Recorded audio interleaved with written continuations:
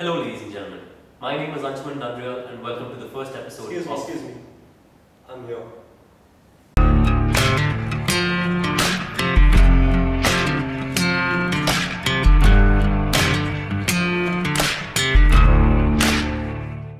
Hello ladies and gentlemen, my name is Ankit Bansal and I welcome you to the first episode of Refusing the Flag. Today we will be covering a very pertinent issue of human rights conditions in rural parts of the Indian subcontinent. But first we must grasp the concept. What are human rights? Human rights is, geez, that's a good question. Human rights. Oh, that's a tough one. Wow. I don't even know how to give that a definition. I would probably have to do a little bit of homework or something. Any right that I think just as a normal, human, The rights that humans have. Oh, that's a very large debate. Tú le puedes preguntar a 20 personas y te van a dar 20 diferentes opiniones. Non saprei, una domanda complicatissima. I guess we just take them for granted that they're there, but we don't even consider what they are.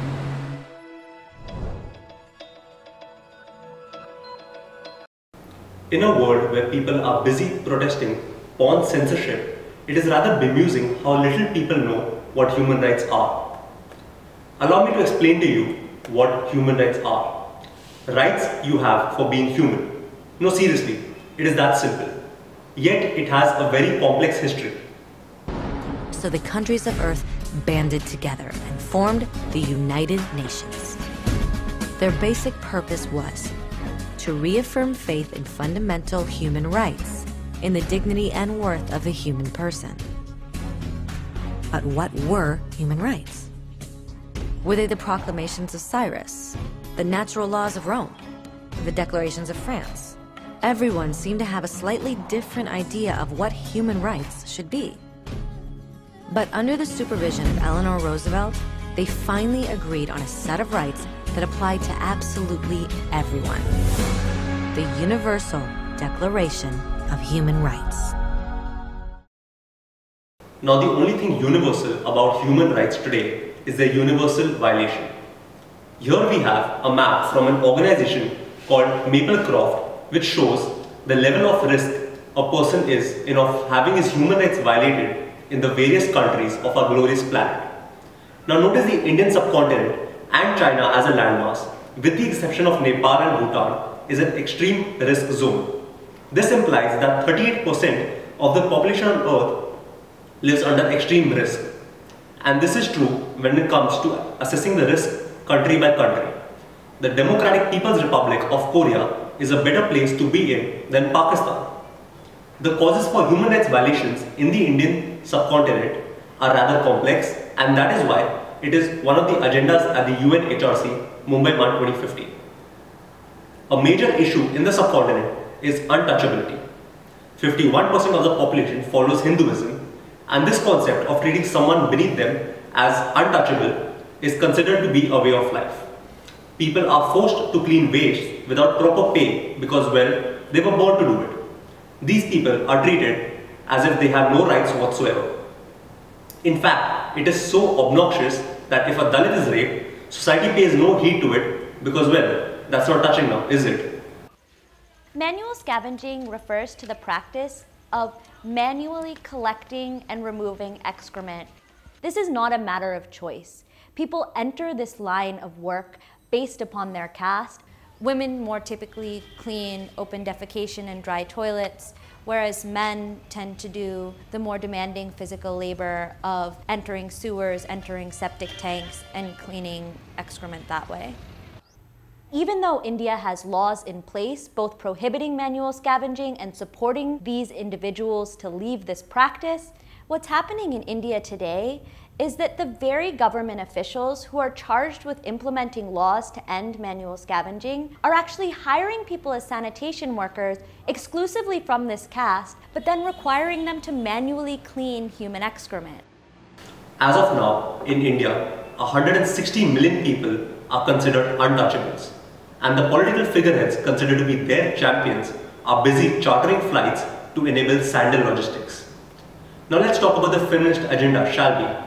Surprisingly, throughout India, Sri Lanka and Bangladesh, there exist laws that promote equality and protection of women. It is, however, the lawmakers who do it.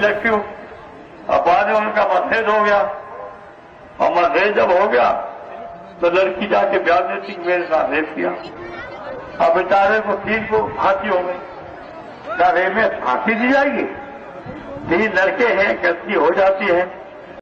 Incidentally, the man in the clip, Mulayam Singh, is a minister in Uttar Pradesh which recorded the maximum number of dowry-related deaths at a staggering 23,824 cases in India alone.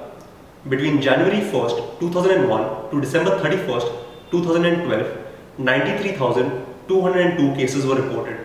After extensive investigation, 10,000 cases were withdrawn during investigation, while only 4,000 cases were found to be fraud. That still leaves us with 77,202 cases, assuming that all withdrawn cases were not forceful withdrawals.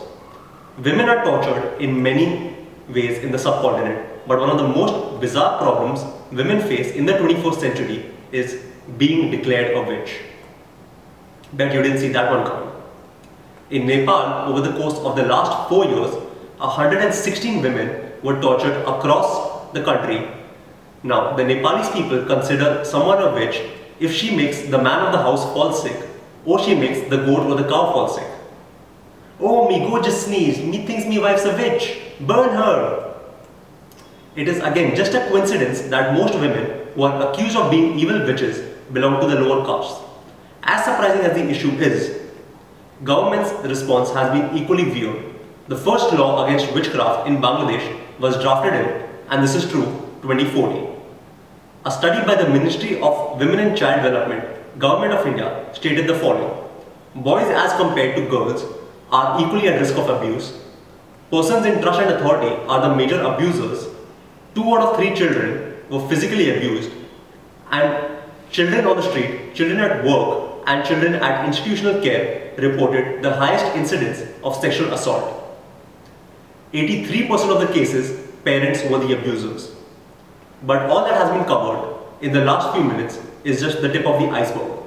The other issues plaguing the subcontinent are domestic abuse, forced labor, sexual exploitation, sati, restrictions on speech, judicial impunity, religious intolerance, misuse of laws, excessive use of force, and discrimination against the LGBT community. This is Ankit Bansal signing off.